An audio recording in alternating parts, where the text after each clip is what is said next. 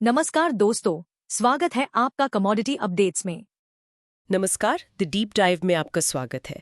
आज हम भारतीय रुपए की कहानी को जरा कुरेद कर देखने वाले हैं। हाँ, हमारे हाथ 2026 के लिए रुपए के भविष्य पर एक बहुत ही दिलचस्प रिपोर्ट लगी है और सच कहूं तो इसमें कुछ चौंकाने वाले आंकड़े भी हैं। बिल्कुल, और आज हमारा मिशन यही समझना है कि 2025 रुपए के लिए इतना बुरा साल क्यों साबित हुआ और क्या 2026 में वापसी की कोई उम्मीद है। ये उन सब के लिए है जो समझना चाहते हैं कि भारतीय अर्थव्यवस्था की नब्ज आखिर पकड़ में क्यों नहीं आ रही। तो चलिए सीधे उस बात से शुरू करते हैं जिसने सबको चौंका दिया।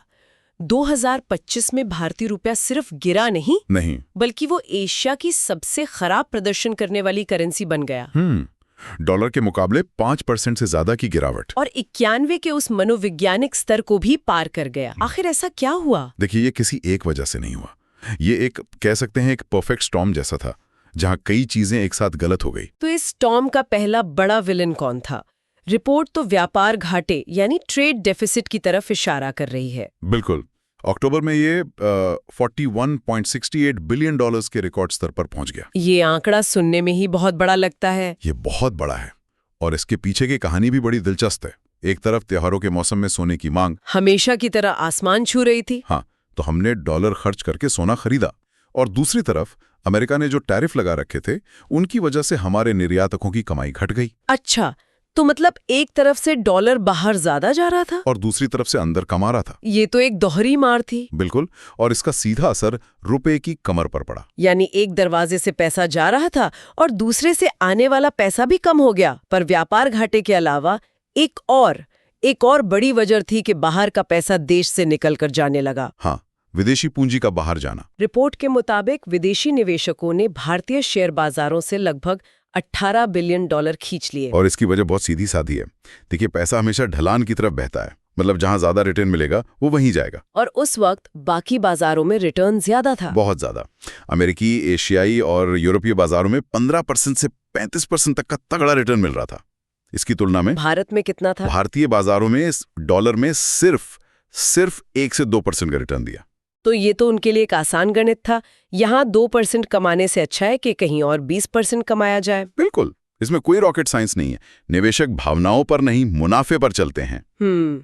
इन आर्थिक वजहों के साथ साथ मुझे लगता है कि हमारे पड़ोस ने भी माहौल खराब करने में कोई कसर नहीं छोड़ी। आप जियोपॉलिटिकल टेंशन की बात कर रहे हैं? हाँ, अप्रैल 2025 में जम्मू कश्मीर में हुए हमले के बाद भारत पाकिस्तान के बीच तनाव काफी बढ़ गया था। आपने बिल्कुल सही नब्ज पकड़ी है। देखिए, निवेशकों के लिए अनिश्चितता सबसे बड़ा दुश्मन है। सही बात है। वो आर्थिक उतार चढ़ाव झेल सकते हैं, लेकिन जियोपॉलिटिकल टेंशन, खासकर 2 परमाणु शक्ति वाले देशों के बीच, उन्हें सबसे ज्यादा डराती है। भले ही बाद में संघर्ष विराम हो गया था। हाँ, लेकिन वो जो एक डर का माहौल बना, उसने कई निवेशकों को अपना पैसा निकालने पर मजबूर कर दिया। यहाँ एक बात मुझे खटक रही है। जब रुपया इस तरह गिर रहा था तो भारतीय रिजर्व बैंक, जो रुपये का सबसे बड़ा रक्षक है, हाँ, वो इतना शांत क्यों था? ऐसा लगा जैसे वो जानबूझकर ज्यादा कुछ नहीं कर रहा हो। ये इस पूरी कहानी का सबसे दिलचस्प मोड़ है। अगर आप आंकड़े देखें तो पता चलता है कि आरबीआई ने 2025 की तीसरी तिमाही में बाजार में सिर्फ 10.9 बिलियन डॉलर डाले। सिर्फ 10.9? जबकि पहले तो वो बहुत ज्यादा। हाँ, पहले जैसे 2022 में जब रुपया गिर रहा था तब आरबीआई ने 30 से 38 बिलियन डॉलर तक झोंक दिए थे। तो ये तो बहुत बड़ा बदलाव है। ये आरबीआई की सोच में एक बहुत बड़े बदलाव का संकेत है। लेकिन क्या इसे एक तरह से हार मान लेना नहीं कहेंगे? क्या आरबीआई ये नहीं कह रहा था कि हम अब रुपए को नहीं बचा सकते? हार मानना शायद सही शब्द नहीं होगा। इसे आप प्राथमिकता बदलना कह सकते हैं। अच्छा, कैसे? पहले आरबीआई की प्राथमिकता होती थी कि रुपए को एक खास लेवल, मान लीजिए 85 या 86 से नीचे नहीं जाने देना है। लेकिन अब लगता है कि आरबीआई की प्राथमिकता अपने विदेशी मुद्रा भंडार को बचाने की है, ताकि अगर कोई बड़ी इमरजेंसी आए तो हमारे पास डॉलर्स हो। बिल्कुल, अगर वो लगातार डॉलर बेचता रहेगा तो हमारा भंडार तेजी से घटेगा, जो अर्थव्यवस्था के लिए और भी ज्यादा खतरनाक हो सकता है। तो फिर आरबीआई कर क्या रहा है? आईएमएफ ने आरबीआई की इस नई रणनीति को एक दिलचस्प नाम दिया है, crawl like arrangement. Crawl like मतलब रेंगने जैसा? हाँ बिल्कुल, इसका मतलब है कि आरबीआई रुपए को ना तो पूरी तरह से गिरने दे रहा है और ना ही उसे जबरदस्ती बैसाखी लगाकर खड़ा कर रहा है। वो बस उसे धीरे धीरे अपनी रफ्तार से उसकी सही कीमत खोजने दे रहा है। हाँ, ठीक वैसे ही जैसे कोई बच्चा रेंग कर चलना सीखता है। आरबीआई बस ये देख रहा है कि रेंगते हुए उसे ज्यादा चोट ना लग जाए। वाह, ये समझने का एक अच्छा तरीका है। चलिए, अब उस पहेली पर आते हैं जो किसी को भी कंफ्यूज कर देगी। वो विरोधाभास वाला। हाँ, एक तरफ रुपया लुढ़क रहा था और दूसरी तरफ खबर आ रही थी कि भारत की अर्थव्यवस्था दुनिया में सबसे तेजी से दौड़ रही है। ये कैसे हो सकता है? हाँ, और यही वो विरोधाभास है जो बड़े बड़े अर्थशास्त्रियों को भी सोचने पे मजबूर कर रहा है। आंकड़े तो वाकई हैरान करने वाले हैं। जुलाई सितंबर तिमाही में जीडीपी ग्रोथ 8.2% रही, जो 18 महीनों में सबसे तेज थी। और आरबीआई ने खुद 2025-26 के लिए विकास का अनुमान 6.8% से बढ़ाकर 7.3% कर दिया। ये आंकड़े दिखाते हैं कि भारतीय अर्थव्यवस्था का इंजन मजबूत है। लेकिन सिक्के का दूसरा पहलू भी है जो ज्यादा डरावना है। और वो क्या है? वो है अपस्फीति यानी डिफ्लेशन का खतरा। एक मिनट, डिफ्लेशन मतलब चीजों की कीमतें बढ़ने की बजाय घट रही हैं। ये तो आम आदमी के लिए अच्छी खबर होनी चाहिए। पहली नजर में ये बिल्कुल सही लगता है। सस्ता सामान किसे पसंद नहीं, लेकिन अर्थशास्त्र में ये एक बहुत बड़े खतरे की घंटी मानी जाती है। क्यों? देखिए, सरकार और आरबीआई ने बाजार में मांग बढ़ाने के लिए क्या कुछ नहीं किया। आरबीआई ने 2025 में 4 बार ब्याज दरें घटाई ताकि लोन सस्ते हों। और सरकार ने जीएसटी भी कम किया। हाँ, मकसद एक ही था, लोगों के हाथ में ज्यादा पैसा आए और वो खर्च करें। लेकिन लोगों ने खर्च नहीं किया। बिल्कुल नहीं, और इसका असर हमें महंगाई के आंकड़ों में दिखा। अक्टूबर में उपभोक्ता मूल्य सूचकांक यानी सीपीआई सिर्फ 0.25% बढ़ा। ये एक रिकॉर्ड निचला स्तर था। और थोक मूल्य सूचकांक का क्या? वो तो लगातार 2 महीने नेगेटिव में रहा, यानी कीमतें असल में गिर गईं। तो इसका मतलब ये है कि बाजार में खरीदारी नहीं है। ठीक समझे, और यहीं से खतरनाक दुष्चक्र शुरू हो सकता है। कैसा दुष्चक्र? जब लोग खरीदना बंद कर देते हैं तो कंपनियां अपना उत्पादन कम कर देती हैं। उत्पादन कम होता है तो वो लोगों को नौकरी से निकालती हैं, जिससे बेरोजगारी बढ़ती है। हाँ, और लोगों की आय कम होती है तो वो और भी कम खर्च करते हैं। ये एक ऐसा जाल है जिसमें अगर कोई अर्थव्यवस्था फंस जाए तो निकलना बहुत मुश्किल होता है। तो आज भारत के सामने चुनौती महंगाई को रोकना नहीं, बल्कि मांग को फिर से जगाना है। ये तो बड़ी अजीब बात है। हम सालों से महंगाई कम करने की बातें सुनते आए हैं, और जब कीमतें सच में गिरने लगी तो आप कह रहे हैं कि ये और भी बड़ा खतरा है। हाँ, और अर्थशास्त्र के सबसे बड़े विरोधाभासों में से ही एक है।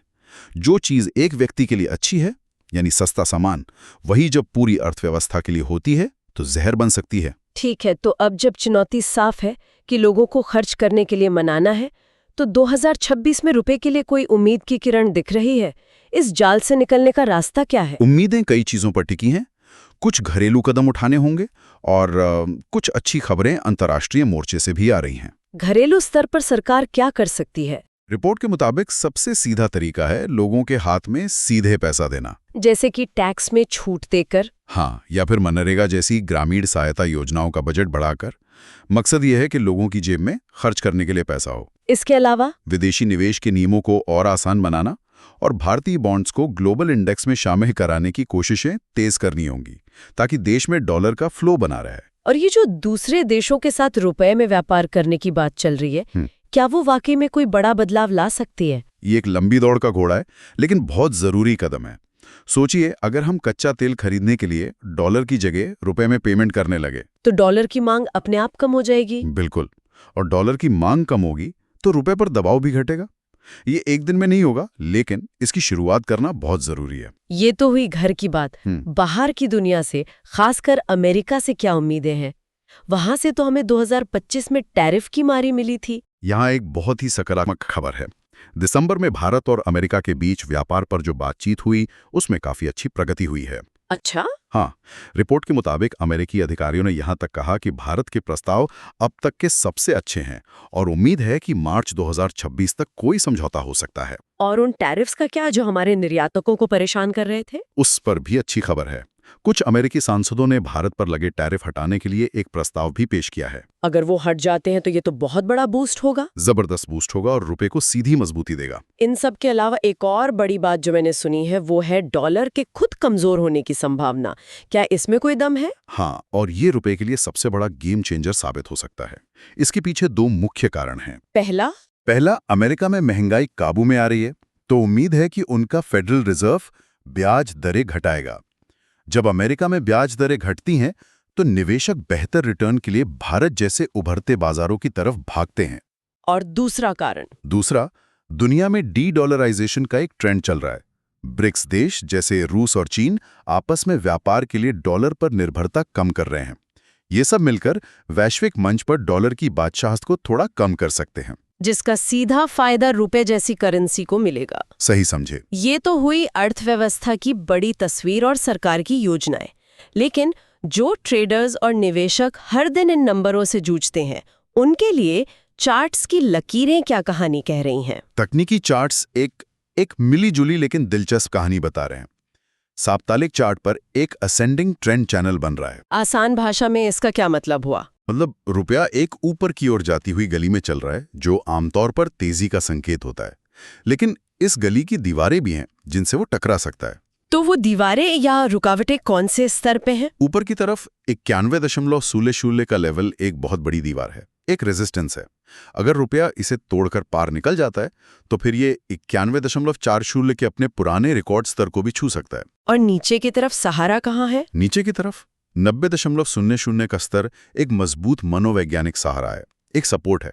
अगर ये टूट गया तो गिरावट बढ़ सकती है और हम 89.00 का स्तर भी देख सकते हैं। तो 90 और 91 ये 2026 के लिए एक तरह से लक्ष्मण रेखाएं हैं। बिल्कुल। रिपोर्ट में एक इंडिकेटर का भी जिक्र है, RSI। वो क्या संकेत दे रहा है? हाँ, रिलेटिव स्ट्रेंथ इंडेक्स यानी RSI अभी ओवरबॉट जोन में है। ओवरबॉट? हाँ, इसे समझने के लिए सोचिए कि RSI एक गाड़ी का RPM मीटर है।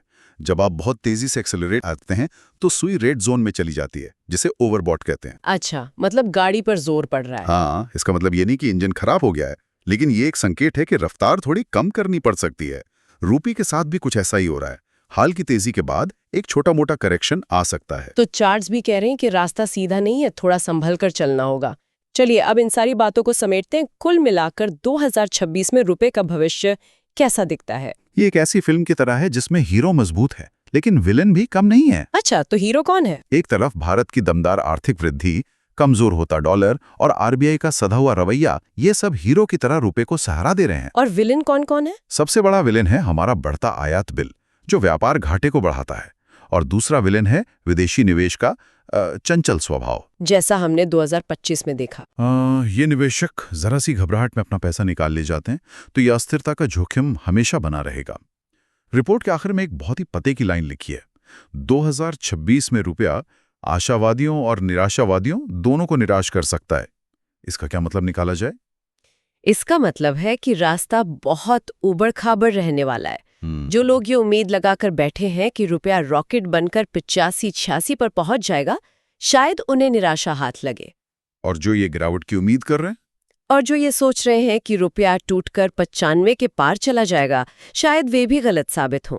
सच्चाई इन दोनों के बीच में कहीं हो सकती है, जहां रुपया एक दायरे में फंसा रहे और दोनों तरफ तेज झटके देता रहे।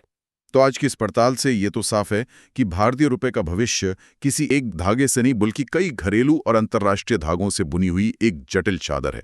बिल्कुल। और मैं सभी को एक बड़े सवाल के साथ छोड़ना चाहूंगा। बताइए। एक तरफ भारत दुनिया की सबसे तेजी से बढ़ती अर्थव्यवस्था है, लेकिन दूसरी तरफ उसे घरेलू मांग की कमी और अपस्फीति का सामना करना पड़ रहा है। ऐसे में आने वाले सालों में भारत अपनी अर्थव्यवस्था के लिए कौन सी पहचान गढ़ेगा?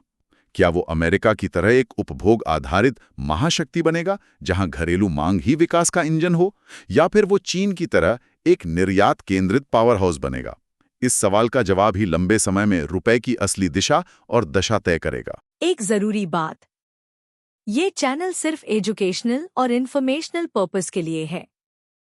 बने रहिए हमारे साथ हर बड़ी कमोडिटी खबर के लिए, सिर्फ कमोडिटी अपडेट्स पर। चैनल को सब्सक्राइब जरूर कीजिए और बेल आइकन दबाएं ताकि आप कोई भी इम्पोर्टेंट अपडेट मिस ना करें। धन्यवाद।